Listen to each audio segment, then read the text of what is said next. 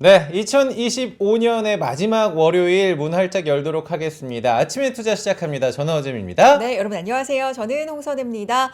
자, 시장이요. 계속해서 올라갑니다. 네. 코스피가 1.57% 상승 4,194선이고요. 코스닥이 0.5%대 상승 924선 기록하고 있는데 물론 이렇게 올라갈 때 이런 얘기하는 건 좀 조심스러워요. 그렇지만 네. 이게 연말이고 또 이제 오늘 포함해서 이거래일 남았습니다. 내일 하루 남았죠. 네. 오늘 거의 그러니까 나가니까. 내일까지 이제 쭉 올라줘서 네. 코스피 최고가가 4,226선이거든요.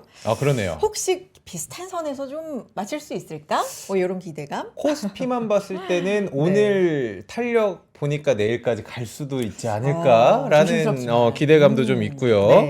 확실히 저희가 산타랠리를 11월부터 얘기를 했는데 네. 산타가 반도체에는 선물을 좀 크게 주는 거 아닌가라는 생각 좀 듭니다. 네. 하이닉스 오늘 투자 경고 풀리니까 지금 6%대. 그러니까요. 야. 5% 후반, 6%까지도 지금 상승하고 있고 삼성전자도 2% 신고가 경신하고 있는 상황입니다. 네. 분위기 괜찮습니다. 여러분의 계좌는 올해 어떻게 마무리가 될지 네. 저희도 오늘 내일 올해를 마무리하고 또 내년을 설계하는 시간 저희가 네. 준비를 했거든요. 내년 2026년 병오년 붉은 말의 해지 않습니까? 그렇죠. 말처럼 앞만 보고 달릴 수 있도록 이분과 이야기를 한번 나눠보도록 하겠습니다. 오랜만에 만나보도록 하겠습니다. NH투자증권 자산관리 컨설팅부 백찬규 부장님 모셔보도록 하겠습니다. 나오시죠? 안녕하세요. 네, 안녕하세요. 반갑습니다. 오랜만에 뵙습니다. 정말 오랜만에 네. 뵙습니다. 근데 네. 뭔가 이 부서와 직함 이런 게 좀 달라지신 것 같아요. 네, 저는 이제까지 19년 동안 네. 리서치 센터에서 애널리스트 생활하다가요. 이번에는 이제 자산관리 컨설팅부에 좀 담당하게 됐습니다. 네. 선장님이 되신 거죠? 네, 그러니까. 어떻게 보면 그런 것 같습니다. 가장 좀 네. 달라진 게 있을까요? 그 전의 업무와? 일단 그전에는 이제 기관이나 리테일 고객을 모두 좀 대상으로 했다면은 지금은 개인 고객 투자에 조금 더 초점을 맡은 그런 조사 분석 서비스를 개시하게 됐습니다.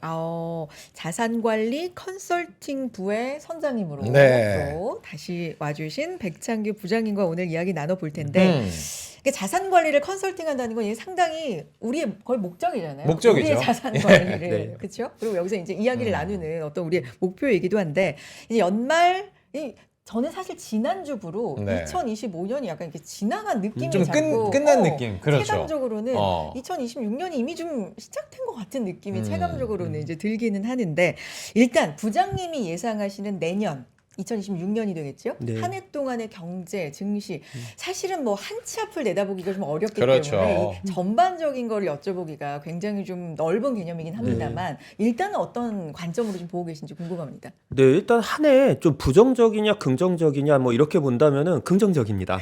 일단 기본적으로 한 해 시장 괜찮을 것 같고요. 특히 상반기에는 한국 좀 볼만하고 연간으로 봤을 때는 미국까지 계속 볼만하다 이렇게 결론 드리고 싶습니다.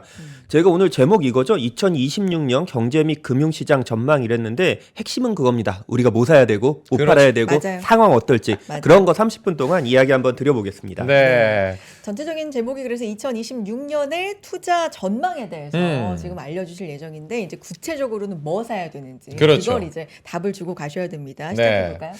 변동성의 파고를 넘기 위해서 충족해야 할 조건들이 있다. 네. 그게 세 가지 조건을 뽑아주셨는데 그 이야기부터 하나씩 보도록 네. 하겠습니다. 경기와 실적부터 들어가 볼까요? 네.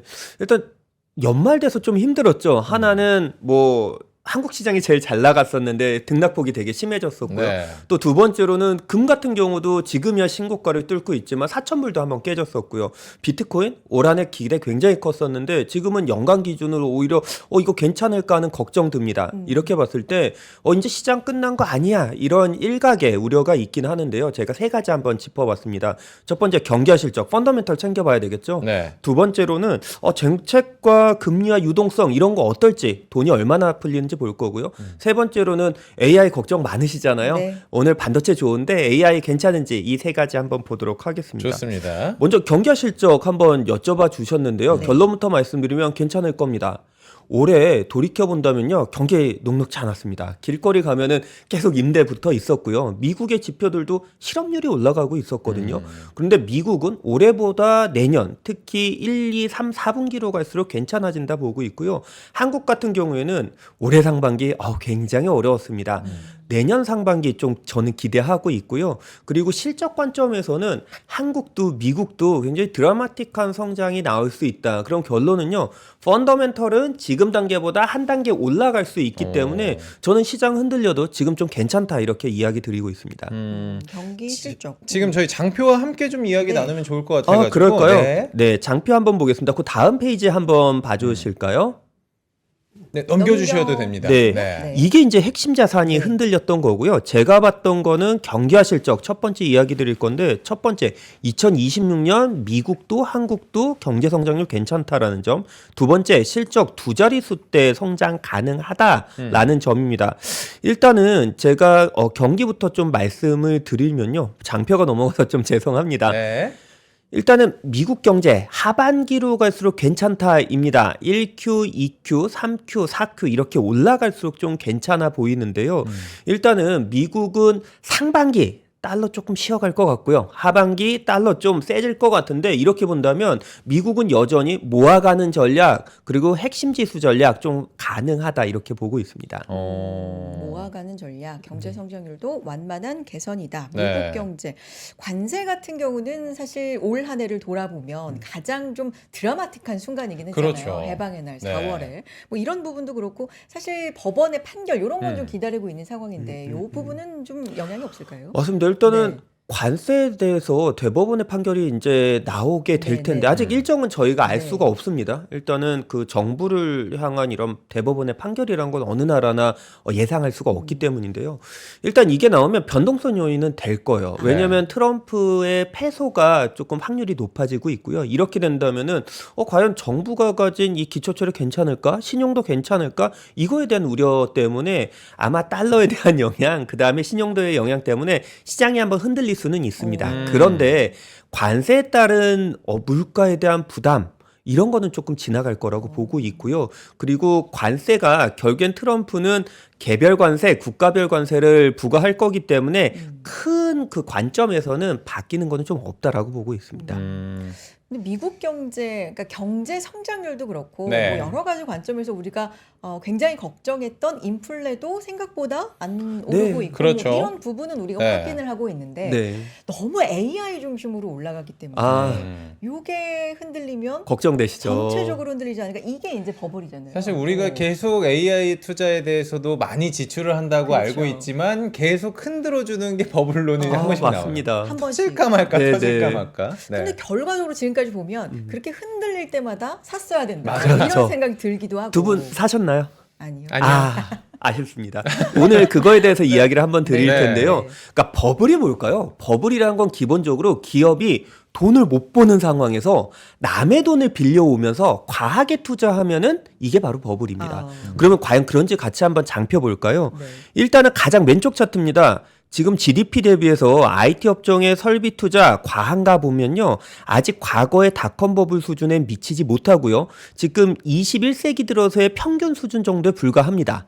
내년에 많이 된다고요? 그거 올라도 GDP 대비해서 한 2.3% 정도까지 올라갑니다. 아직은 과하지 않던데요. 그러면은 남의 돈 빌려서 즉 부채 비율 높아지면서까지 투자하냐? 그렇지 않습니다. 중간 차트 보시면 지난 색선, 그러니까 이게 자기 자본 대비해서 부채 비율인데 이게 2010년을 기점으로 꾸준하게 떨어지고 있고요. 그리고 가장 오른쪽 보시면 돈을 못 벌어야 되는데 그 지난 색바람 색선이 계속 돈을 잘 벌고 있습니다. 결론적으로는 기업 돈 잘 벌고 아직 부채 남의 돈 빌려서 과잉 투자 안 한다. 그래서 저는 기본적으로 버블론은 아직 안 나왔다라고 생각을 하고 있습니다. 언젠가 나올 수 있겠지만 지금은 아니라고 판단합니다. 지금은 시기상조이기 때문에 이런 그러니까 걱정이 와서 시장이 좀 흔들릴 때마다 오히려 좀 매수의 기회로 네, 맞습니다. 좋을 것 같다. 네. 뭐 아마 이런 내년도 부분. 그럴 것이다라고 지금 전망을 해주시는 것 같은데 네. 그러면 이제 엔비디아 같은 경우에도 그록을 뭐 우회수했다라는 네. 이야기를 하면서 이제는 정말 추론 시장이 더 커질 것이고 네. 데이터 센터에 대한 어떤 기대감 그리고 투자는 더 공격적일 것이다 이런 네. 얘기가 나오잖아요. 네, 그 맞습니다. 부분도 한번 얘기를 해주죠. 이게 그런 것 같아요. 추론력이라고 하는 게 있거든요. AI가 가진 힘입니다. 근데 두 분께서도 혹시 AI 많이 쓰시나요? 아, 챗 저는 GPT 써요. 는 굉장히 아, 많이 많이 써요. 쓰시는군요. 예. 만족하시나요? 만족을 부분에 따라 좀 다른 것 그쵸. 같아요. 할 때도 있고 때로는 이게 AI가 맞아? 거짓말도 하고 약간 아쉬운 그 답도 내놓거든요. 더블 체크를 해야 되기도 하고. 왜냐하면 추론력이 부족해서요. 얘네들이요 GPU가 더 많고 더 많이 학습하고 더 좋은 추론을 내놔야 되는데 아직 그 힘이 부족합니다. 결과적으로 지금 화면 보시면요 수요에 따라 달라지겠지만 더 많이 GPU 공급되고요 이 세상에 있는 많은 것들을 더 학습해야 우리가 기대하는 수준으로 나옵니다. 이게 언제까지? 2029년까지 진행돼야 되거든요. 그러면 우리가 기대하는 그 과정 속에서 언젠간 버블이 나올 수 있겠지만 아직은 공급도 투자도 그 다음에 추론력에 대한 니즈도 더 많이 진행돼야 되고요. 아직은 아니라고 보고 있습니다. 네. 그래서 지금 화면 보시면 이 투자 확대가 계속 늘어나고 있고 이 투자 확대 때문에 걱정을 많이 하고 계신데 그렇죠. 아직은 좀 더 갈 길이 남았다. 이렇게 저는 판단합니다. 2026년에 또 다른 화두 왜냐하면 지금 오늘 부장님을 또 한정된 시간 안에 그렇죠. 지금 빠르게, 일부에서. 네, 말씀을 네. 드리고 보내드려야 되기 때문에 우리가 핵심을 좀 짚고 있는데 2026년에 또 다른 화두가 뭐가 될 것인가 우리가 K자형 이런 얘기 많이 하거든요. 양극화 얘기. 여러 면에서 뭐 경제 양극화 그리고 경제 그 안에서도 산업별로도 네. 양극화가 되고 뭐 여러 맞아요. 가지 네. K자 얘기를 많이 네. 하더라고요. 이 부분도 장표 보니까 있더라고요. 네, 네. 이 되게 좋은 말씀 해주셨는데요. 이 양극화가 주식시장 내에도 굉장히 빠르게 나타나고 있죠. 지금 장표 한번 보시면은 왼쪽 차트 한번 보시면 AI를 적용할 수 있느냐? 그럼 GDP 내에서 그 성장성이 굉장히 빠르게 증가를 하고 있습니다. 근데 적용을 못한다? 뭐 이런 거 있잖아요. 뭐 건설업이나 뭐 도매나 교육이나 아직 침투가 낮은 데는 그 비중이 낮아지고 있습니다. 이게 굉장히 안타깝긴 하지만 이미 시장이 보여주고 있고요. 밸류에이션을 보더라도 미국 AI를 주도하는 국가는요. 밸류에이션 멀티플이 계속 높아집니다. 네. 반면에 중남미, 라틴 아메리카나 유럽 같은 경우에는 그 밸류에이션을 못 받고 있어요. 이러한 상황 속에서 마지막 양극화는 이렇게 나타납니다. 국가별로. 네, 국가별로 나타나는데요. 이게 저는 한 10년 전인 것 같아요. 한 4차 네. 산업혁명이 등장할 때부터 저에게 많은 분들이 말씀해 주세요. 네. 어디다 투자하면 됩니까? 아주 간단하게요. 전체 주식시장 비중에서 IT의 비중이 20% 넘는 국가에 투자하면 마음이 편하다. 이런 얘기를 드렸는데 그 국가에 투자한다는 건 뭐 국가 지수에 투자한다는 그렇죠.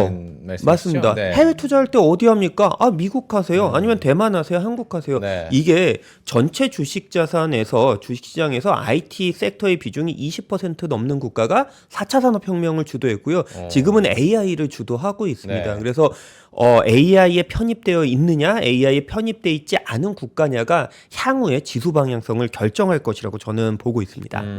부장님 여기서 하나만 더 이제 무디스에서 AI 시대 AI가 모두에게 기회를 주는 것은 아니다 뭐 이런 네. 이야기를 했어요. 맞아요. 그러니까 실제로 걱정하는 거는 언젠가 버블이 올 것이고 네. 다만 버블 안에서 날카로운 송곳을 가진 애들만 네. 버블이 터져도 살아남을 것이다. 맞습니다. 우리가 이제 이거를 선별해야 되는 게 올해 내년부터라고 생각을 하거든요. 네, 네. 그러니까 이 선별하는 거에 있어서의 선제 조건이 어떤 게 있을까요?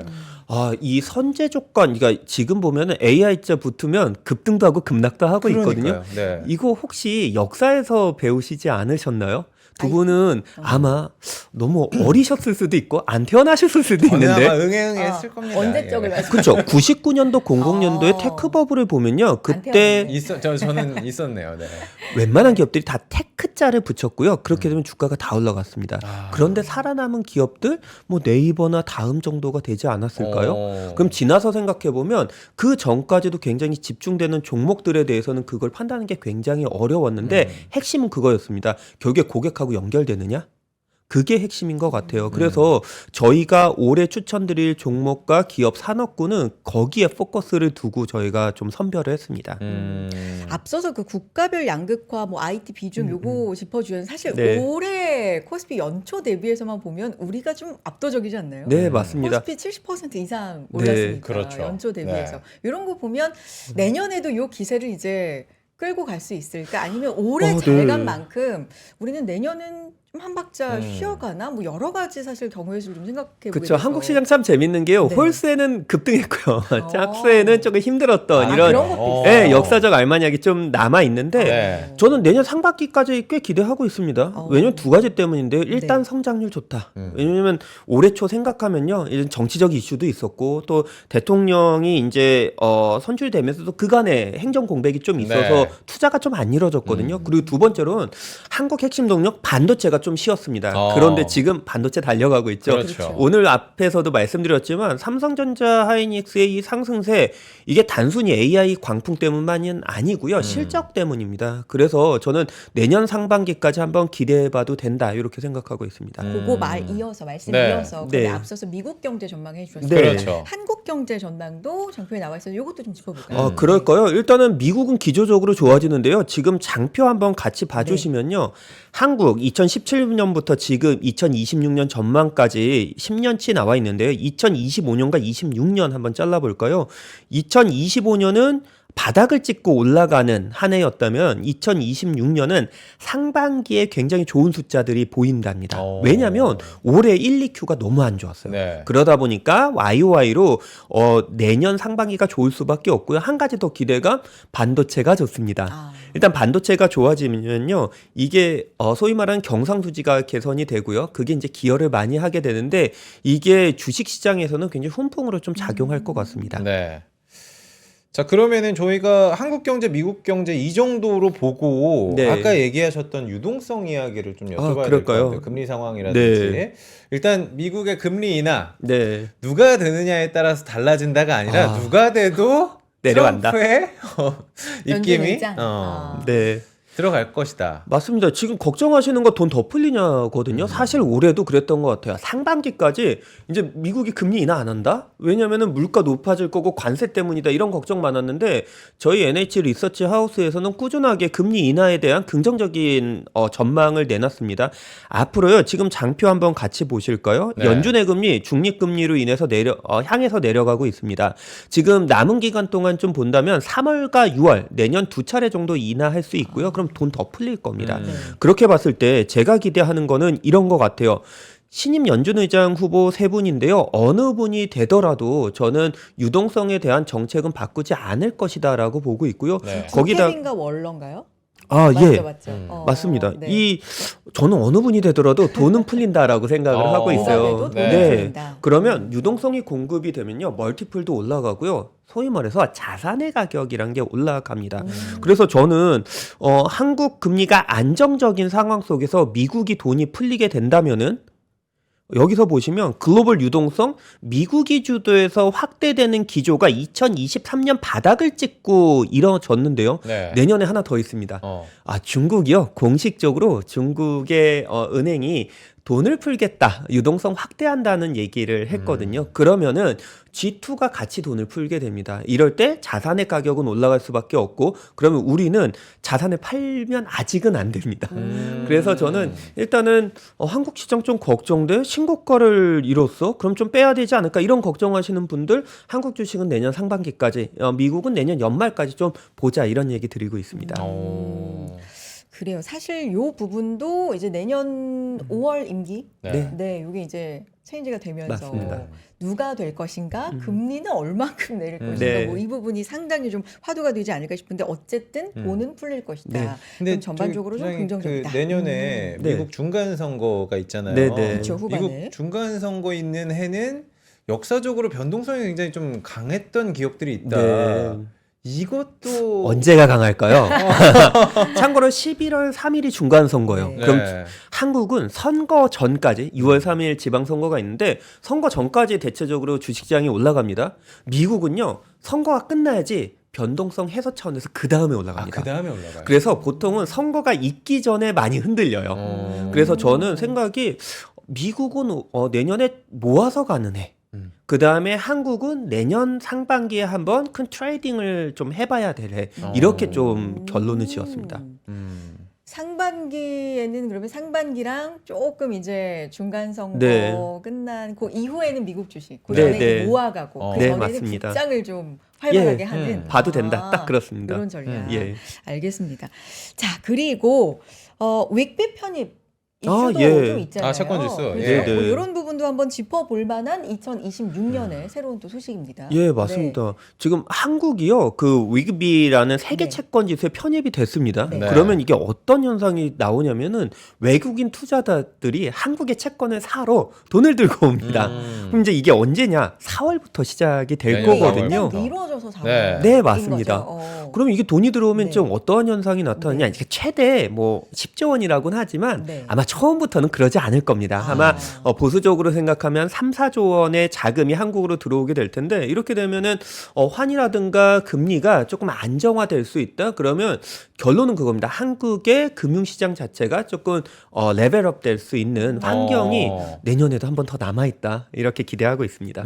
지금 연말에 사실 굉장히 뜨거운 화두가 이제 환율. 환율 얘기. 네. 그렇잖아요. 예. 달러원 맞습니다. 환율이 뭐 1,500원 많아진 그런 여러 가지 맞아요. 뭐 분석들 속에서 네. 좀 강력한 어쨌든 멘트와 대책들이 나오면서 뭐 이틀만 해도 하루에 막 30원씩 이상 이렇게 저는 깜짝 놀랐어요. 네. 예. 이렇게 지금 네. 어떻게 보면 안정화가 네. 되고 있는 상황인데 이것도 연말 연초 이제 연초를 맞는 상황에서 네. 좀 긍정적인 상황으로 보세요. 그냥 긍정적입니다. 그래요? 저는 네. 정부의 이 개입이 이렇게 강하고 세게 나올 줄 몰랐습니다. 그래요. 전격적으로 나왔다라고 네. 생각을 하는데 이게 이제 투자자들한테 주는 함의는 이 정도가 어느 정도 마지노선이 아닐까? 그러면 그 위쪽보다는 이 안에선 좀 관리가 되겠구나. 첫 번째고요. 내년 한번 생각해 보면요. 내년 연말은 달러가 좀 비싸질 수 있어요. 내년에는. 네. 네. 그런데 연초에는 지금보다 조금 더 안정될 수 있다 이렇게 생각을 하고 있습니다. 네. 제가 띄운 장표 한번 같이 보실까요? 기본적으로 연간으로 한번 볼 때는 이 짙은색 그 파란색 선을 보시면요. 미국과 미국 외의 선진국의 경제 비중 차이. 그러니까 이게 우상향해서 올라가면요. 미국만 좋아지는 겁니다. 어떻게 되죠? 달러가 비싸진다는 얘기예요. 그러면 내년 하반기에 이야기 드린 게 미국의 경제 성장률이 조금씩 좋아진다. 그러면은 지금 달러 인덱스 기준으로 좀 내려와 있는데 이게 조금 올라가 있을 수가 있습니다. 반면에 상반기에 원달러가 괜찮다라고 이야기를 드린 이유는 뭐냐면은 상반기에는 성장률이 한국이 좀 더 좋아요. 네. 그리고 반도체 수출이 좋습니다. 네. 이런 개념에서는 원달러 기준으로 본다면은 상반기에는 지금보다는 좀 마음 편하다. 그래서 저희 하우스 기준으로는 밴드 하단은 1,390원, 그다음에 1,400원 초반은 한번 터치할 수 있다 보고 있고요. 반면에 연말 가면은 1,400원대 후반에서 1,500원 사이에서 좀 왔다 갔다 하지 않을까. 그래서 만약에 환전하실 일이 있으시고요. 뭐 해외여행 가신다면은 상반기에 환전하십시오. 아니 지금 오늘 같은 경우도 네. 달러원 환율이 1,434원 네. 이 정도 기록을 하면 거의 10원 이상 네, 맞습니다. 하락하는 모습을 보이는데 이게 여러 가지 의견이 환율에서는 아직도 있습니다. 그렇죠. 이게 기조적으로 네. 원화가 좀 약세가 될 수밖에 없는 환경, 네. 또 달러에 대한 수요가 워낙에 뭐 기업이든 개인이든 많다라는 의견과 네. 우리가 뭐 페드 정책에 반하지 마라라는 것처럼 네. 우리 또한 이 정책에 반하지 말아라. 그러니까 네. 이거는 원화가 당분간은 강세로 가지 않을까 뭐 이런 의견들. 그 하우스에서는 어떻게 그렇죠. 보고 계신 거예요? 저희가 일단 1년 보면요. 네. 그 상반기에는 달러 좀 싸지고요. 네. 하반기에는 다시 비싸진다. 이런 그림 그리고 있는데 아. 중장기적으로 보면은 달러 상방에 대한 압박은 꾸준하게 이어질 거예요. 한번 생각해 보실까요? 인구는 점점 줄어들고 있습니다. 네. 그리고 잠재 성장률도 결국엔 1%를 향해서 가고 있어요. 그럼 결론적으로 우리나라의 환이 강해지기보다는 조금 약해질 개연성이 있고요. 두 번째로는 아까 좋은 이야기를 해주셨는데 내년부터 미국에 이제 공장을 지어야 됩니다. 개인의 돈이 투자하러 서학개미 때문에 뭐 이게 환율 올렸다고 하지만 네. 이제 기업의 돈도 빠져나갈 시기가 바로 2026년입니다. 그러다 보니까 가계와 기업의 돈이 조금 빠져나가게 되면 1년 말고 한 2년이나 3년을 본다면은 그거에 대한 부담은 좀 갖고 있다 이렇게 생각하고 있습니다. 그러니까 지금 이제 환율이 내려가야 올해 마감을 할 때 환율 가격이 또 내년에도 영향을 줄 네. 거기 때문에 굉장히 지금 적극적인 외화 당국의 개입이 네. 있었는데 네. 이게 일단 시장에 반응이 됐단 말이에요. 네. 근데 앞으로가 좀 중요하다고 생각하는데 정부의 어떤 RIA 계좌라든지 이런 것들이 장기적으로 효과를 볼 수 있을까 이게 좀 궁금하긴 해요. 그래서 참 다행인 게요. 그 98년에 이제 외환 위기가 그렇죠. 있을 때만 하더라도 사실은 이런 대비가 전혀 없었고 그때는 그 한국에 기준금리라는 것도 없었던 시절입니다. 그러니까 전혀 그 램이 역할이 없었던 거예요. 근데 그때부터 지금까지 그 외환 당국, 그러니까 외환의 관리, 그다음에 정부의 관리, 그다음에 체계나 이런 게 많이 좀 올라와 있기 때문에 이런 거는 상당히 긍정적으로 좀 생각하고 있습니다. 알겠습니다. 유가도 좀 볼 부분이 있을까요? 사실 최근에 뭐 유가는 그렇게 큰 이슈로 보고 있진 않아요. 네. 왜냐하면은 뭐 역사적으로 봤을 때 $60 밑선이면 그렇죠. 좀 예. 낮다. 네, 뭐 네. 이렇게 그냥 뭐 물가를 밀어올리진 않겠구나 적어도. 좀 뭐 이런 러우 전쟁도 관점으로. 좀 영향이 있는 네. 것 같고요. 네. 계속 하락세로. 저는 안정적일 거라고 보고 있어요. 그래요. 일단은 이 관세까지 부과했는데 이게 물가 잡히냐, 이게 가장 이제 걱정이었는데 네. 트럼프가 유가를 아주 잘 잡아뒀습니다. 생각해 보면요, 알래스카에서 다시 셰일가스 뽑겠다. 그다음에 줄베이비 드릴에서 있는데, 그러니까 미국 본토에서 다시 원유 뽑겠다. 그리고 중동을 안정화시켰지 않습니까? 거기다가 러우 전쟁 끝낸다. 그러면은 물가라는 그 코어는 유가 있는데 이건 상당히 안정적일 아하. 거고요. 이게 아마 시장을 교란시키는 일은 저는 없을 거라고 생각하고 있습니다. 그래요. 지금 보내드려야 될 시간이 좀 다가오고 있기 네. 때문에 좀 빠르게 짚고 있는데 2025년에 또 네. 화두가 있었다면 네. 금, 네, 은, 뭐 구리, 맞습니다. 알루미늄 부장님. 이런 것들이 금리빨 몇 개 가지고 계셨어요? 아주 좀 많이 있습니다. 아, 있어요. 아, 네. 그게 저희 제일 부럽더라고요, 요즘에는. 지금 금 보면 네. 일단은 올해 4,000불을 넘은 게 굉장히 충격적이었거든요. 네. 근데 이미 4,500불을 넘어서 그러니까요. 계속 신고가를 경신하고 아니 있는데 코스피 상승률이랑 금 상승률이 거의 동일하더라고요. 대단했어요. 네. 근데 금이 두 가지에서 좀 추진력을 얻었던 네. 것 같습니다. 하나는 뭐냐면은 돈이 많이 풀리기 시작을 했고요. 유동성의 효과. 그러면 명목 가격이라는 게 올라가고요. 네. 또 하나는 뭐냐면은 일단 위기 요인이 많았잖아요. 어. 뭐 중동도 터졌었고, 뭐 안전자산. 러우도 지속됐었고, 안전자산에 대한 수요가 있다 보니까 각국 중앙은행들의 수요가 급증을 했습니다. 네. 그럼 여기다가 이제 투기 세력까지도 붙을 수 있는 거거든요. 그래서 저희는 앞에 오지 한번 볼 수 있는 해가 내년이 되지 않을까 이렇게 생각을 하고 온스당 있습니다. $5,000는 네. 볼 것이다. 네. 근데 이제 저는 은도 보는 게 은은 네. 산업재에서도 굉장히 많이 쓰인다고 네. 하고 올해만 해도 140% 그렇죠. 12월에도 엄청 예. 올랐잖아요. 그러니까 변동폭이 저는 금보다 은이 더 나을 수도 있겠다는 생각이 들긴 맞습니다. 하거든요. 은이 뒤늦게 따라가고 있죠. 보통은 금 먼저 가고요. 은이 뒤따라가게 되는데 일단은 그 은은 귀금속에 대한 이런 그 역할도 하고 있지만 말씀하신 것처럼요. 산업재 많이 써요. 근데 내년 하반기로 갈수록 미국의 경제가 개선이 된다. 이거에 대한 선투자 분명히 있다라고 생각하고 근데 지금 있습니다. 사실 투자 관점으로는 너무 고점 부담이 있어서 맞습니다. 들어가기엔 그래서 좀- 저는 기본적으로 개인 투자자분들께서 이렇게 급등하는 거 화강충천이라고 하죠. 하늘을 들고 이렇게 빛을 내면서 올라가는 종목 따라가기 쉽지 않습니다. 변동성도 커지기 때문이거든요. 네. 그래서 오히려 추세가 살아있는 상승 자산에 대해서는 오히려 흔들릴 때 사라 이런 이야기 많이 드리고 있습니다. 오늘 시간 관계상 주식은 하나도 이야기를 못했네요. 아 어떻게 해야 지금 한 돼요, 2, 3분 그래. 남았어요 해야 지금. 돼. 네. 그럼 부장님, 열심히 한번 네. 해볼까요? 부장님 어떤 페이지로 가볼까요? 그래서 제가 본 페이지로는 한 33페이지, 뭐 32페이지 그 정도 가면 네. 네네 좋습니다. 조금 일단 더, 네. 한국에서 뭐 봐야 되느냐 가장 많이 물어보세요. 네. 오늘도 지금 나타나고 있는데 기본적으로 한국은 굉장히 럭키합니다. 왜냐하면 글로벌 AI 밸류 체인에 들어간 나라예요. 그렇기 때문에 글로벌 AX 확대와 정부의 AI 정책 덕분에 반도체 저는 여전히 좋다 생각을 네. 하고 있고요. 자동화, 소프트웨어 여기까지 수혜에 나올 것이라 보고 있습니다. 네.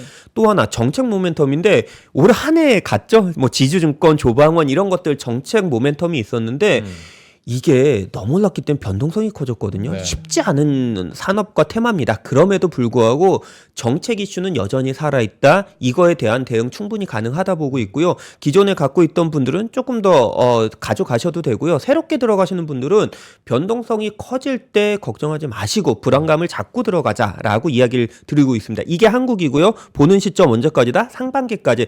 특히 6월 3일 날 지방선거 있기 때문에 네. 그 전까지는 정책 효과 충분하다 보고 있고요. 그걸 기점으로 해서 조금 시장이 색깔이 변할 수 있다 이렇게 보고 있습니다. 두 번째로 미국 한번 급하게 보겠습니다. 네네네. 미국 저희는 그 상반 S&P 500 기준으로는 일단은 8,000포인트 보고 있는데 7,600, 700까지는 무난히 달성한다 보고 있습니다. 일단 여기서 봐야 될 게요. AI 관련해서는 꾸준하게 갈 거예요. 아까 말씀드렸다시피 우려의 벽을 불신의 벽을 타고 시장은 오른다라고 하는데 아직은 버블 아니다라는 거 그리고 AI 인프라가 확산이 되면 되면서 그거에 대한 데이터 센터나 전력 설비 여전히 급등하기도 하고 급락하기도 했지만 이 주된 메인에서는 벗어나지 않는다 보고 있고요. 또 성장률이 좀 괜찮아질 거예요. 그래서 산업재 금융 또 우주항공 스페이스X 상장하니까 이거에 대한 밸류체인들 전력 자동화 좀 더 가서 여기다 적지는 않지만 사치품, 사치재. 사치? 예. 두 분 하나씩 갖고 계시잖아요. 에르메스 백 같은 거. 그쵸? 아유, 뭐 몇 치장 개나 치장하고 있나. 다닙니다. 네네.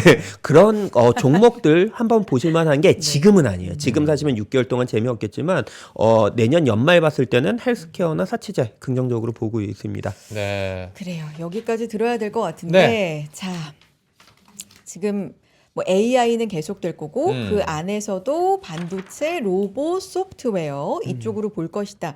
근데 이제 이렇게 세분화시켰을 때 네. 소프트웨어가 상대적으로 조금 못 간 감이 있긴 있거든요. 그렇습니다. 네. 왜냐면은 네. 아까 말씀드렸던 네. 게 출원력 기억하시나요? 맞아요. 네. 출원력이 아직 미진합니다. 아. 솔직히 B2C로 돈 받고 팔기는 아직 좀 부족하다. 근데 이게 나날이 발전하고 있고요. 어느샌가 저희의 생활에 들어오고 있습니다. 그래서 지금 관점에서 구글하고 마이크로소프트 한번 또 볼만하지 않을까요? 이런 생각 갖고 있습니다. 알겠습니다. 느꼈어요. 제가 마지막까지 이제 하나라도 이제 더 더 질문을 빼가려고. 하고 싶은데 그러니까 이제 진짜 보내드려야 될 근데 시간이 우리 돼서 여러분들 네. 너무 안 네. 서운하셔도 될 만한 소식이 백창규 네. 부장님께서 앞으로 저희 3프로 자주 또 아침에 내서 나오신다고. 인사드릴 예정이니까 다음에 네. 저희가 더 딥하게 여쭤보도록 아, 하겠습니다. 좋습니다. 그래요. 자, 백창규 여기서 부장님, 여기서 인사 나누죠. 보내드리도록 하겠습니다. 네, 고맙습니다. 감사합니다. 네. 자, 저희 2부에서는요. 내년도에 이 섹터 시동 걸고 쭉 나가나? 라고 하는 부분들 저희 네. 2부에서 이야기 나눠보도록 하겠습니다. 잠깐 광고 듣고 올게요. 렛츠 광고 타임. 네, 아침엔 투자 함께 하고 계십니다. 자, 코스피, 코스닥이 잘 가고 있는데, 네. 코스피가 1.48% 약간의 상승폭을 줄였군요. 4,190선이고요. 코스닥이 0.5%대 상승 이어가고 있습니다.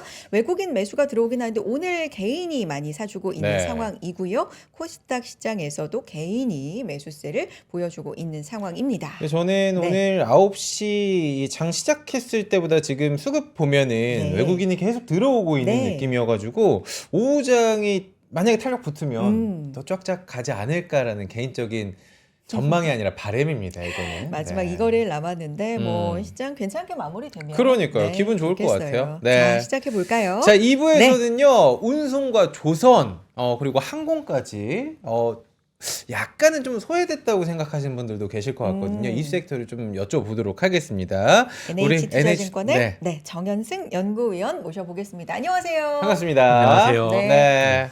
아침엔 투자에 처음 출연이시죠, 위원님? 네, 맞습니다. 왜 이렇게 안 나와주셨어요? 생방송이 체질이 아닌 것 같아가지고. 인상이 너무 좋으신데요. 그러니까. 네, 우리 정현승 네. 위원님과 오늘 이야기를 좀 나눠보도록 하겠습니다. 네. 참 이 질문이 저희가 드릴 때마다 재밌긴 하지만 과연 좀 부담이지 않을까라는 아. 생각도 좀 드는데 네. 조선주 참 조바방부터 조방원 조선 좋아하셨던 분들 많은데 이 연말로 갈수록 기대치에 좀 못 미쳤다라고 개인적으로 생각하고 계신 분들도 계실 것 같거든요. 위원님이 보셨을 때 조선 10점 만점에 올해 몇 점을 좀 주고 싶으신지요? 사실 조선이 주요 섹터에 이름에 올렸다는 것만으로도 의미가 있는 어. 한 해고요. 네, 그리고 사실 지금 하반기 들어와서 반도체라는 아주 강력한 그렇죠. 경쟁자, 사실 뭐 경쟁자를 말하기 좀 어렵지만 하여튼 강력한 대안이 나오면서 조방원 섹터 전체가 다 쉰 경향이 없지 않아 좀 있는 것 같기는 한데 사실 저는 개인적으로 올해 봤었을 때 9점 정도라고 생각하고 있고요. 9점이요. 10점 다만- 만점에. 네. 이제 투자 기간을 얼마만큼 길게 가져왔냐가 올해 가장 음. 관건이라고 생각하거든요. 사실 올해만 놓고 봐도 나쁘지 않았지만 23년, 24년 뭐 기간이 길면 길수록 수익률이 훨씬 더 좋았거든요. 네. 그래서 그런 관점에서 봤었을 때는 우리가 그 조방원을 볼 때 조금 더 긴 호흡으로 접근하면 여전히 기회가 남아 있다라고 생각하고 있습니다. 사실 조선 같은 경우는 우리가 뭐 미국과의 통상 합의 이런 그렇죠. 걸로 굉장히 좀 많은 산업 분야에서 음. 좀 힘들었지만 조선 같은 경우도 물론 힘은 들었지만 그래도 대표적으로 좀 수혜랄까 뭐 이런 걸 받은 업종 아니었나요? 네, 처음에 맞습니다. 마스가부터 시작해서 맞아요. 네. 트럼프 네. 대통령 당선되고 처음 전화로 언급한 것도 우리 조선이었던 것 같은데 그때부터가 시작이었던 것 같은데 뭐 사실 그 네. 전부터도 선가가 올라가고 어. 있었기 때문에 그렇긴 한데 이제 더 정점을 찍어준 거죠. 말씀 주셨던 대로. 네. 근데 이제 이 부분이 얼마만큼 더 현실화돼서 구체화될 건지가 앞으로 주가의 가장 주요 변수인 것 같아요. 아무래도 네. 네. 왜냐면 이제 조선을 하면은 사실 중국과의 경쟁 구도를 피할 수가 없을 것 같아요. 전 세계적으로 봤을 때도 중국과 우리나라가 이 조선 쪽으로는 거의 탑2기 때문에 근데 만약에 이제 LNG라든지 그러니까 다른 저가 경쟁 말고 LNG 이런 것들은 우리가 훨씬 좀 앞서 있는 느낌 아닌가요? 어떻게 보고 계세요? 맞습니다. 네. 확실하게 좀 앞서 있는 부분이 없지 않아 있고요. 혹시 자료 있으시면 네. 자료 보면서 네, 네. 보면서 좀 말씀을 드릴게요. 네. 연도별로 LNG선 수주량을 조금 보시면 되는데요. 보시면 지금 24년도까지만 해도 중국에서 LNG선 수주가 있었습니다. 여기 연하게 파란색으로 되어 있는 게 중국 수주인데요. 네. 올해는 전체적인 발주가 줄었다라는 게 첫 번째 키포인트지만 두 번째로는 중국에서 LNG선 수주가 없었다는 거거든요. 그러니까 여태까지 이 수주가 나왔었던 가장 근본적인 원인은 카타르 LNG였어요. 카타르 LNG 같은 경우는 한국 조선소뿐만 아니라 중국 조선소에도 발주가 나왔거든요. 네. 근데 올해 같은 경우는 카타르가 전혀 없었습니다. 그랬을 때 이제 선주사들은 여전히 한국을 선호하고 있고요. 그러니까 이런 카타르 같이 좀 특별한 케이스가 아니다라고 한다면 지금 LNG선은 일단 한국에다 발주 주는 게 기본 스탠다드다라고 네. 생각하고 있고 당분간 이 그림은 계속될 거라고 생각하고 있습니다. 그래서 말씀 주셨던 대로 LNG선이 지금 내년에 발주가 올라오는 과정에서 우리나라가 얼마만큼 수주할 수 있느냐 상당히 거의 대부분을 수주할 거라 보고 있는데 어찌됐든 간 이 부분에서 경쟁 우위가 계속 지속될 수 있느냐가 가장 우리나라 조선소에는 중요한 포인트라고 보고 있습니다. 또 하나 이슈가 네. 이제 뭐 친환경, 선박 교체 수요 뭐 이런 부분들, 탄소 규제 강화 뭐 이런 부분들 사실 근데 이 얘기는 조선업 얘기 나올 때마다 그렇죠. 제가 들은 지가 꽤 된 것 같아서 맞아요. 네. 혹시 뭐 다 반영이 좀 많이 되진 않았을까? 이것도 2026년에 새롭게 볼 만한 부분이 있을까? 지금 상황은 어떤지 좀 전반적으로 궁금해서요. 일단 네. 규제 상황으로 보면 네. 예상했던 것보다 더 지연됐어요. 네, 지난번 10월 달에 있었던 IMO 회의에서 탄소 가격 규제하고 넷제로 프레임워크가 채택이 무산됐거든요. 요걸 네. 많이들 아시겠지만 음. 혹시나 처음 들으시는 분들 위해서 어떤 네. 문제인가요? 그러니까 장기적으로 그 탄소 배출량에 따라서 배 또는 그런 기업, 그 그러니까 해운사라고 할 수 있겠죠. 네. 기업한테 실제 배출량에 따라서 돈을 매기는 거죠. 일종의 뭐 세금이라고 표현하기는 좀 그렇지만 일단 탄소세를 매기는 네. 그런 네. 규제인데요. 이 규제가 올해 채택이 되고 28년도에 시행이 되려고 했었는데 미국 정부에서 아주 극렬한 반대가 있었고 네. 그러면서 예상치 못하게 막판에 엎어졌어요. 예, 그러면서 일단 1년 정도 연기하기로 결정이 됐는데 지금 이제 표류하게 된 상황인 거죠. 미국에서는 계속적으로 반대하고 있고 이거를 채택하는 국가들한테 관세 압력을 또 부과하겠다 이런 식으로도 행동이 나오면서 네. 규제 자체가 도입 시점이 뒤로 많이 밀렸어요. 그러니까 기업들 입장에서는 친환경 선박을 당장 지금 발주해야 될 필요는 없는데요. 근데 친환경이라는 것도 되게 연료가 다양한 거죠.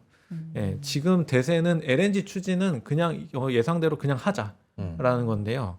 암모니아, 뭐 수소, 배터리 이런 것들은 조금 기술적인 성숙도가 낮기 때문에 지금 급하게 발주될 필요가 없는 거죠. 그래서 당분간은 LNG 추진, LNG 듀얼 퓨얼이라고 하는 그 LNG 추진 방식의 선박 발주가 대세가 될 것 같고 일부분이 뭐 메탄올 정도 이렇게 보는데 여기도 진한 파란색을 보시면 LNG가 훨씬 더 비중이 높다는 거가 네. 보이실 거예요. 훨씬 그래서 높네요. 나머지는 뭐 컨벤셔널 그래서 지금 벙커 CU 같은 것들인데 LNG 추진은 계속 발주가 나올 거다. 해서 친환경 규제 자체가 지연됐다. 그래서 급격하게 연료를 바꿔야 되는 건 아니지만 LNG 추진 관련된 선박들은 계속 나올 거다. 예, 이렇게 보고 있습니다.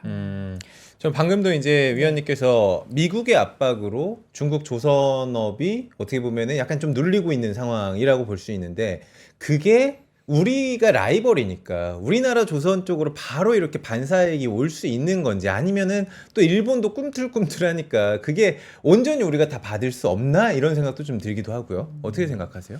일단 기본적으로 중국의 그 제재를 통해서 한국 조선사의 발주를 내게 하는 그림들 큰 틀에서는 변함이 없는데 지금 한 6개월 전에 미국이랑 중국 관계랑 지금은 약간 좀 다르다는 미묘하죠. 게 예, 좀 기류가. 오히려 좀 완화되고 있잖아요. 그래서 중국 조선소에 대한 어떤 제재 압력도 좀 완화되는 분위기예요. 그래서 올해 들어서 11월, 12월 들어서는 중국 조선소에다 발주가 많이 나오고 있거든요. 네. 그렇기 때문에 지금 연초 생각했던 것보다는 중국 조선소의 제재 압력은 낮아졌는데 그렇다고 하더라도 가스선 같은 경우는 여전히 한국 조선소를 찾고 있습니다.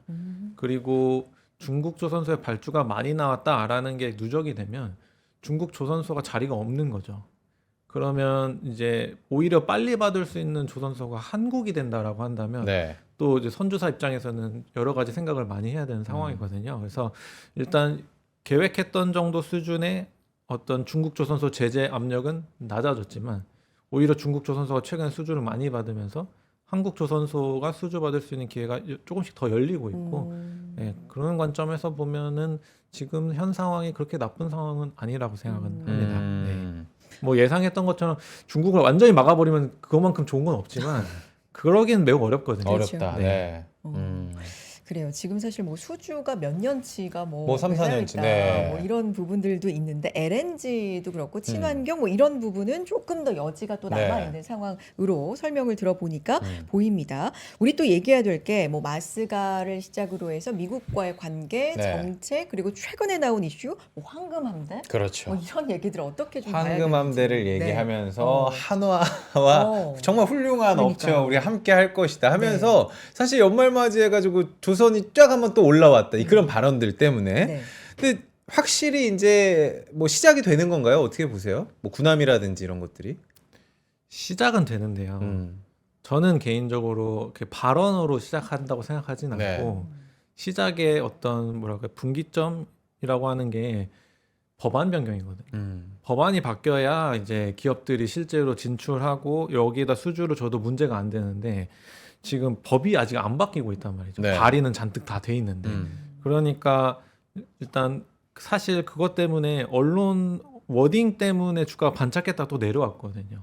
예, 그런 관점에서 보면 지금은 워딩이 필요한 게 아니라 법이 바뀌는 게 더 중요한 상황이고요. 이제 워딩으로는 좀 충분히 많이 했다. 솔직히 많이 했죠. 예, 넘친다. 하반기에 정말 많이 네. 반영했으니까. 그러니까요. 그러니까 워딩만으로 말씀드리긴 좀 어려운 부분이 네. 있고 법이 바뀌어야 됩니다. 예, 여러 가지 법이 바뀌어야 되는 거고. 이 법은 네. 왜 지금 근데 빨리 안 되고 있는 거예요? 아니면 시기가 좀 다가오고 있나요? 아니면 무슨 뭐 좀 걸림돌이 이게 있는 아마 건가요? 기밀 사항이 굉장히 많이 들어가 어떻게 되는 있어서 거예요? 그렇죠. 네. 기밀 사항도 있고요. 네. 지역마다 또 지역구마다 아. 또 찬성하는데 반대하는데도 다르고 아. 이게 아무래도 기밀 이슈가 포함될지도 모른다는 그런 것들 때문에 이게 쉽게 오픈되는 것도 쉽지 않은 거고 또 법을 한두 개 바꿔야 되는 정도 수준이 아니기 때문에 네. 그러네요. 예, 그런 관점에서 보면은 좀 시간이 좀 걸리는 거고요. 또 셧다운 이슈도 있었고 예, 급한 것들도 많이 있잖아요. 오히려 저희야 뭐 이 이슈에만 집중하고 있지만 또 미국 내에선 다른 이슈들도 있기 때문에 그래서 사실 생각보다는 속도가 빠르지는 않아요. 그럼에도 불구하고 이제 명확하게 보고 있는 것들은 한국 같은 파트너가 없으면 회생 불가능하다라고 보고 있기 때문에 예, 저는 이제 시간 문제다라고 생각하고 있습니다. 요게 이제 그래도 추정 가능한 시기 이런 건 없는 거예요, 위원님?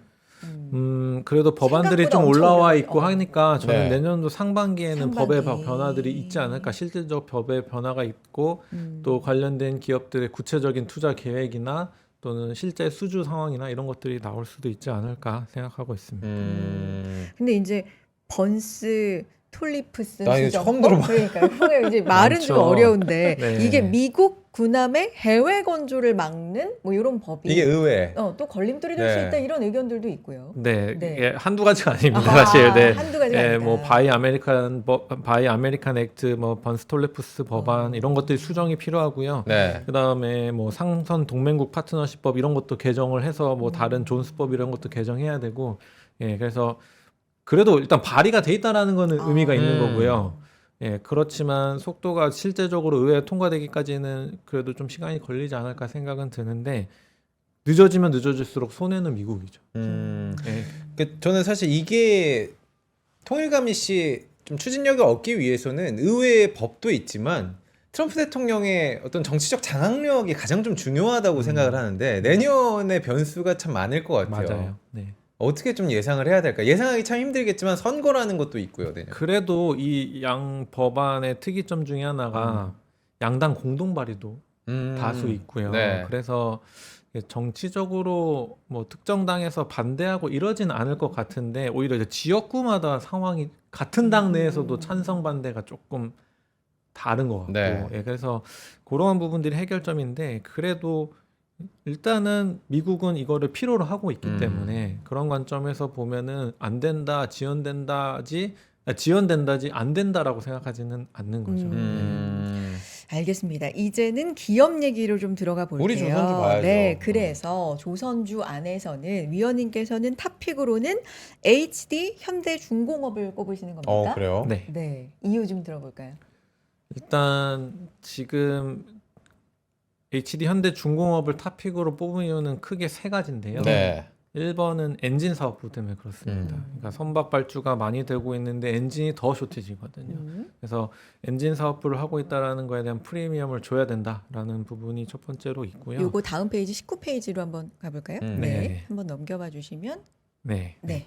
그다음에 두 번째로는 이제 군함 부분에서도 실질적인 수주 성과들이 좀 나타나고 있습니다. 네. 오늘 지난주 금요일 날도 필리핀에서 이제 호위함 두 척을 수주를 받았고 사실 신형 호위함 미국에서 논의되고 있는 신형 호위함은 헌팅턴 잉걸스라는 회사가 수주를 받았는데 이거에 대한 지금 협력 파트너가 헌팅턴 잉걸스 협력 파트너가 현대중공업이거든요. 예, 그런 관점에서 주목해 보고 있고요.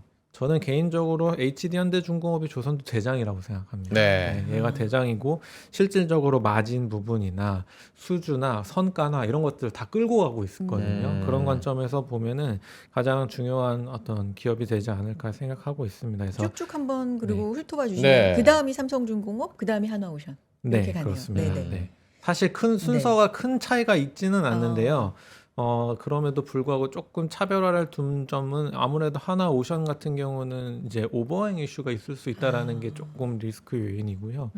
그리고 삼성 같은 경우는 다른 특수선이나 엔진 사업부가 조금 없기 때문에 현중보다는 조금 더 우선순위가 밑으로 내려와 있는 정도 수준인데 사실 조선주가 갈 때는 이 세 개사가 다 같이 갑니다. 그렇죠. 그렇죠. 예, 얘만 가고 여기는 안 가고 이러진 않거든요. 네. 예, 근데 그 중에서도 현중을 조금 더 눈여겨서 보고 있다. 예, 이렇게 말씀드립니다. 저는 사실 조선 하면은 대형 조선주도 있는데 조선 ETF 좋아하시는 분들도 계시고 개별적으로 또 종목들 가지고 계신 분들 보면은 조선주뿐만 아니라 조선 기자재주를 또 가지고 계신 분들이 계시잖아요. 그러니까 그분들은 좀 더 기다려야 되는 상황인가요, 혹시? 근데 냉정하게 말해서 보면 올해를 돌이켜 봤을 때 엔진 업체를 제외한 나머지 기업들은 대형 조선주보다도 퍼포먼스가 못했어요.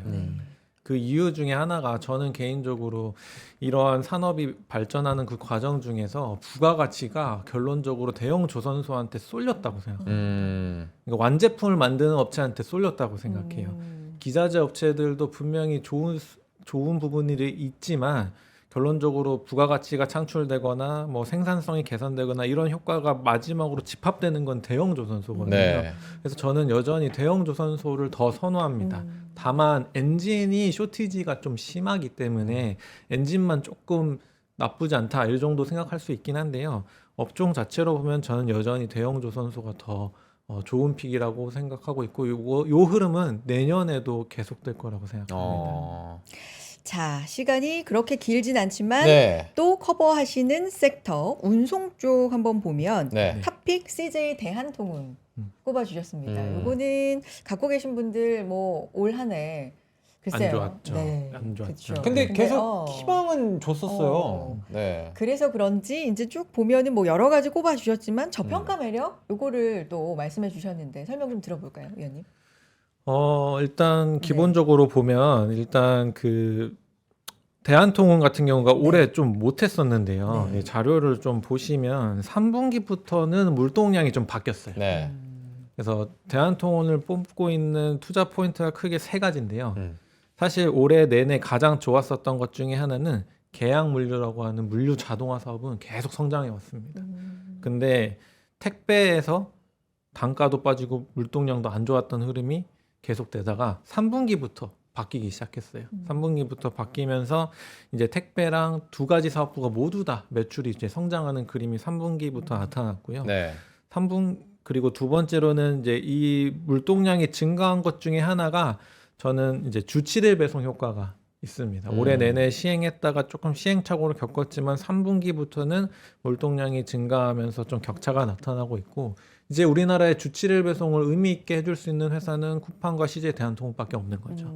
예, 그런 관점이기 때문에 이 두 개 회사의 성장률이 좀 더 집중될 거라고 생각하고 있고요. 그러면 쿠팡 말씀해 주셨으니까 뭐 약간 뭐 반사적인 그렇죠. 뭐 네. 이제부터 뭐 이런 저는 네. 처음에는 그렇게 강할까라고 생각을 했지만 이제부터는 좀 생각을 다르게 가져가야 어떤 될지도 이유 모르게 때문이죠? 생각. 네. 이제는 쿠팡 이슈가 단순히 그러니까 한 개의 이벤트로 끝나지 않을 것 같은 거죠. 네, 이제 뭐 전방위적으로 조사가 시작된다고. 네. 그다음에 뭐 여러 가지 보상이나 이런 거 하면 그 보상 규모도 뭐 오늘 나왔지만 엄청나게 규모가 크고 그런 관점에서 봤었을 때 또 이제 소비자들이 쿠팡을 통해서 뭔가를 주문하려고 할 때 이제는 한 번씩 이제 조금 꺼림칙하게 생각하시는 부분들이 생기시고 있단 말이죠. 예. 그래서 저는 이 이슈가 여기서 끝날 거라고 생각하지는 않아요. 네. 네, 그런 관점에서 보면은 물론 우리가 쿠팡을 100%다 대체할 수는 없겠지만은 일정 부분 공산품이나 이런 부분에서는 분명히 대체 효과가 조금씩은 발생할 거라고 생각하고 있고요. 대한통운 입장에서는 그 효과 없이도 그로스가 나오고 있는 상황에서 네. 이거는 이제 계량화하기는 어렵지만 분명히 플러스 효과가 있을 거다라고 있으면 더 생각합니다. 좋다. 네. 네. 그리고 사실 주가가 올해 내내 못했어요. 네. 맞아요. 별로 안 좋았어요. 네. 투자자들 기대도 높지 않아요. 음. 그런 관점에서 보면은 오히려 기대감이 조금씩 생겨날 수도 있는 상황이라고 생각합니다. 그래요. 마지막 저희가 딱 한 섹터 더 볼 수 있을 것 같은데 네. 항공 쪽 한번 보도록 하겠습니다. 사실 뭐 여행 좋아하시는 분들은 항공 많이 이용하실 텐데 이게 항공주가 굉장히 좀 소외됐다라고 저는 생각을 하거든요. 여기에 딱 고환율까지 겹치다 보니까 이게 주가가 힘이 없습니다. 이게 혹시 개선이 될 수 있을지. 올해 내내 저는 개인적으로 항공업종을 선호하지 않았었습니다. 않았었습니다. 투자자들한테 네. 기피한다고 말씀드렸고 이제 특히 저비용 항공사는 더더욱 그런 LCC, 식으로 네. 말씀드렸거든요. 그러니까 이제 이 업종이 제일 어려웠었던 이유 중에 하나가 여행들 많이 가신다고 하시잖아요. 근데 보면 요즘 티켓 싼 것들도 많이 나오거든요. 이게 싼 게 나온다라는 거는 사실 어폐가 안 맞는 거죠. 여행을 많이 가는데 싼 게 나온다라고 하는 거는 수요 공급만 봤을 수요 때는? 공급만 봤었을 때는 수요가 나쁘지 않지만 공급이 더 앞지른 거죠. 네, 그러니까 티켓 가격이 싸졌다라고 한다면 가장 심플한 투자 포인트는 공급이 줄어야 되는 거죠. 네. 첫 번째 공급이 줄거나 또는 공급 이상의 수요가 확 나올 수 있는 여건이 형성되거나. 그래서 결론적으로 가장 중요하게 보고 있는 지표 중에 하나는 운임이 올라야 됩니다. 티켓 운임. 그러니까 결론적으로 우리가 조금씩 비싸지는데라고 한다면 사실 항공주가 좋아지고 있는 그래요. 그림인 거죠. 예, 이게 필요한데 지금은 아직까지 나타나고 있지는 않는데요. 네. 다만 최근 들어서 일본 수요는 좀 좋아지고 있어요. 예, 그리고 사실 그것보다는 저는 공급 조절이 필요하다고 생각합니다. 예, 공급 조절이 필요하기 때문에 구조적으로 반등을 나오기는 쉽지는 않으나 내년에는 이제 여러 가지 일이 있죠. 첫 번째 대한항공과 아시아나항공이 이제 본격적으로 물리적 합병에 들어갑니다. 네. 내년 6월부터는 그 단계가 시작이 되고요. 네. 27년 1월 1일부터는 아시아나항공 마크가 없어지는 거. 그래요? 아예 없어지는 오. 거죠. 네, 이제 이게 이슈가 생기면서 공급 조절의 첫 번째 신호탄이 될 수 있을 것 같고 네. 두 번째는 저비용 항공사들의 부채 비율이죠. 보면 할 정도의 숫자들이 막 보이거든요. 물론 이제 여기서 일부 기업들이 최근에 증자를 하면서 한 부분들도 있지만 특히 비상장 저비용 항공사들은 야 이거 그러네요. 계속 기업으로 유지 가능한가? 이제 이런 이슈가 생기는 그러네요. 거죠. 네. 그렇다고 뭐 회사가 당장 망하거나 이러진 않겠지만 그런 관점에서 봤었을 때 어떤 이슈가 생길 수 있냐면 내년에 비행기 공급 계획이 축소될 수는 있죠. 이미 자본 잠식으로 데이터가 안 나오는 곳들도 있네요. 지금 보니까. 예, 이거는 올해 상반기 말 기준 부채 비율입니다. 네. 네.